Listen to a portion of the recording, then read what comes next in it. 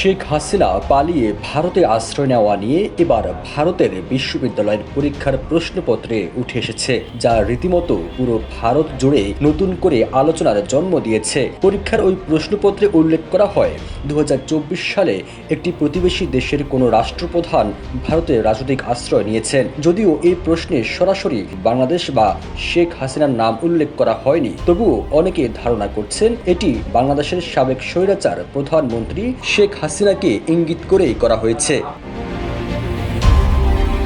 কলকাতা বিশ্ববিদ্যালয়ের স্নাতকের পঞ্চম সেমিস্টারের রাষ্ট্রবিজ্ঞানের পরীক্ষায় একটি প্রশ্নে শেখ হাসিনার পতনের তথ্য উঠে আসে, যার ফলে শেখ হাসিনা ইস্যু নিয়ে ভারতে নতুন করে বিতর্ক সৃষ্টি হয়েছে। তবে প্রশ্নপত্রে রাজনৈতিক আশ্রয় শব্দটি ব্যবহার নিয়ে সমালোচনার ঝড় উঠেছে। স্থানীয় শিক্ষাবিদদের মতে, মুরতাজে অর্ডার করে জিতে নিন গাড়ি, বাইক, আইফোন সহ কোটি টাকার পুরস্কার। অর্ডার করতে ভিজিট করুন murtaj.com। শেখ হাসিনাকে ভারতে আশ্রয় দেওয়া হয়েছে এমন কোনো তথ্য নিশ্চিত নয়, ফলে এটি একটি অমার্জনীয় ভুল বলে মন্তব্য করেছেন দেশটির শিক্ষাবিদরা।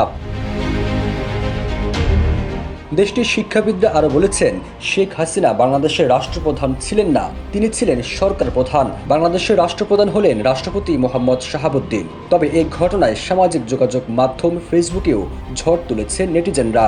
তারা বলছেন, ভারতে আশ্রয় নেওয়া শেখ হাসিনা প্রতিবেশী রাষ্ট্র বাংলাদেশের রাষ্ট্রপ্রধান না থাকলেও ওই প্রশ্নপত্রে মূলত শেখ হাসিনাকে ইঙ্গিত করেই প্রশ্নপত্রে উল্লেখ করা হয়েছে।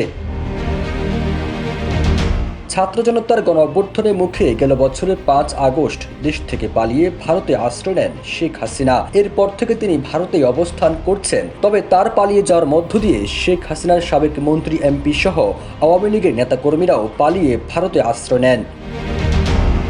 ফিরোজ আলম, যাই দিন।